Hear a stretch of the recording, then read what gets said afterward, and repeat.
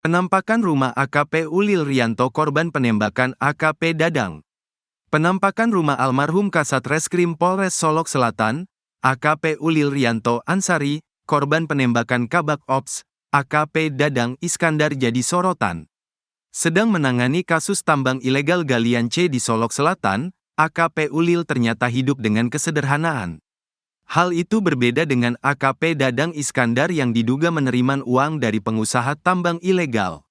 Iya, backing, ini akan kami dalami kembali terkait perannya dalam tambang ini, kata Direktur Reskrimum Polda Sumatera Barat, Sumbar, Kombes Andri Kurniawan. Saat itu AKP Dadang dimintai tolong oleh pihak tambang yang ditangani oleh AKP Ulil. AKP Dadang Iskandar pun kemudian mencoba meminta tolong kepada AKP Ulil. Namun permintaan AKP Dadang itu tidak direspon oleh sang Kasat Reskrim. AKP Ulil tetap menangkap dan memeriksa seorang pelaku tambang ilegal galian C itu. Kabid Humas Polda Sumbar Kombes Dwi Sulistiawan mengatakan, pelaku yang ditangkap AKP Ulil berperan sebagai sopir. Sopir truk yang membawa galian C, kata Kombes Dwi. Namun ia tak mengungkap siapa pemilik tambang dan hubungannya dengan AKP Dadang. Yang punya tambang itu masih didalami, kata dia.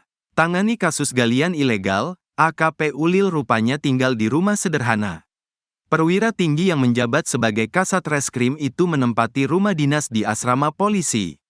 Pada video yang diunggah di akun TikTok @honorer 2024, terlihat di dalam rumah itu hanya ada satu kasur tanpa dipan. Terlihat ada beberapa bantal dan guling di dalam kamar itu. Tidak tampak ada lemari pakaian seperti kamar pada umumnya. Kemudian di kamar sebelahnya, terlihat ada kayu dan besi untuk menggantung baju-baju AKP Ulil Rianto. Di ruangan tengah, terlihat barang-barang AKP Ulil sudah dikemas ke dalam dus dan kontainer plastik. Tidak ada sofa di dalam rumah sederhana itu. Hanya terlihat ada sebuah meja kayu panjang yang dialasi taplak. Terlihat beberapa berkas-berkas milik AKP Ulil Rianto sudah dikemas. Di dalam rumah itu, tampak ada tas berwarna hijau bertuliskan Ulil 2012WB. Tas kebanggaan milikmu kini akan pulang sebagai kenangan ke pangkuan ibumu Pak Kasat Rianto Ulil. Solok Selatan Makassar, tulis akun @honorer 2024. Tak hanya hidup sederhana, AKP Ulil juga rupanya tak punya uang usai menangkap pelaku galian ilegal. Menurut pamannya, Brigjen TNI Elvis Rudi, uang yang ada di dompet AKP Ulil hanya Rp70.000. Sebenarnya ini anak lurus, di dompetnya cuma ada Rp70.000. Itu saya lihat, kata Elvis.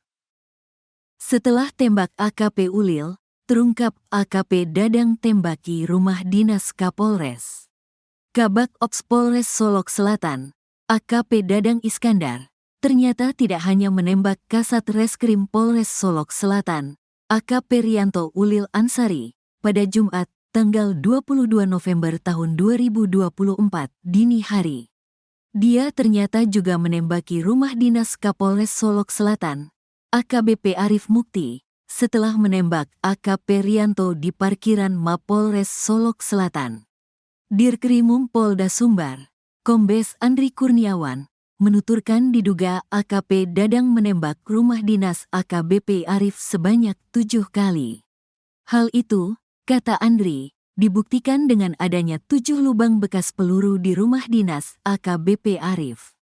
Kalau kita melihat jumlah lubang ada 9, 2 di korban, kemudian 7 lubang di rumah Kapolres, kata Andri dalam konferensi pers di Mapolda Sumbar, Sabtu, tanggal 23 November tahun 2024, dikutip dari Tribun Padang.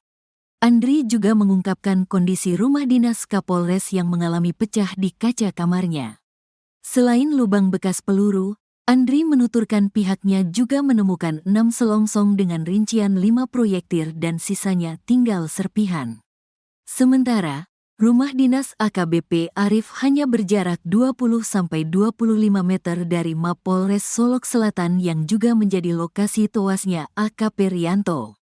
Terkait motif Dadang turut menembaki rumah dinas AKBP Arif, Andri menuturkan pihaknya masih mendalami. Motif itu yang sedang didalami.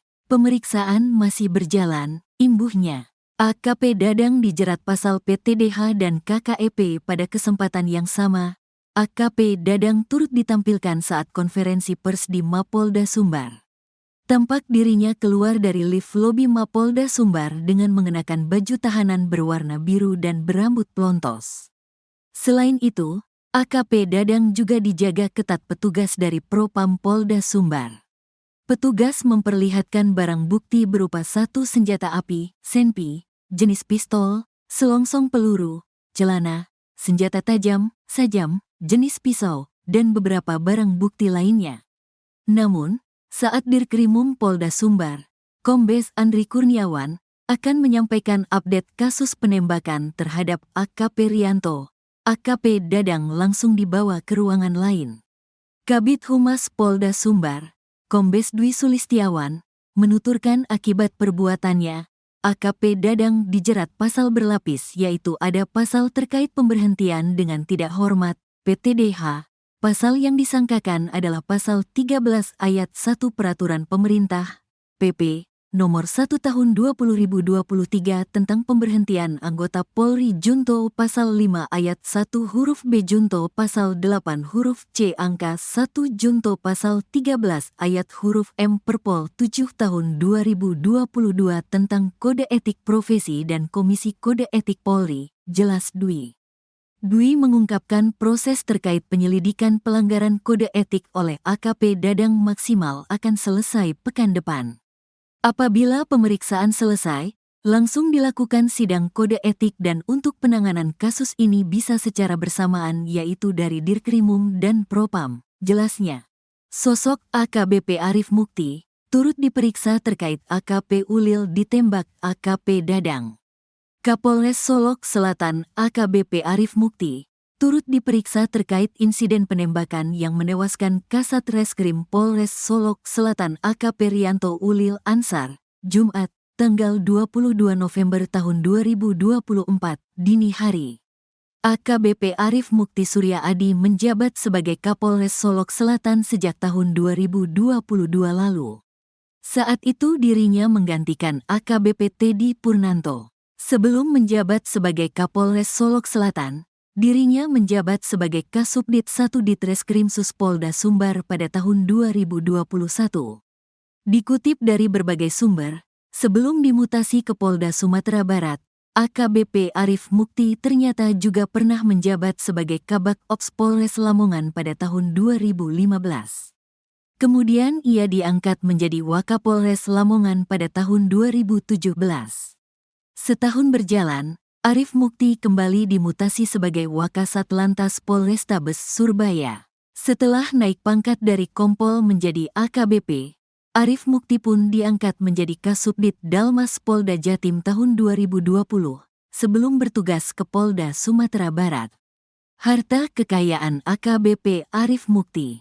Dilansir dari LHKPN KPK, AKBP Arif Mukti memiliki harta kekayaan sebesar Rp2.931.000.000. Berikut rinciannya, tanah dan bangunan Rp2.500.000.000. Tanah dan bangunan seluas 150 meter 2/178 m2 di Kap, Kota Surabaya, hasil sendiri Rp2.500.000.000. Alat transportasi dan mesin Rp890.000.000 satu mobil, Mitsubishi Pajero Sport 2.4 L Dakar Ultimate tahun 2022, hasil sendiri Rp690.000.000.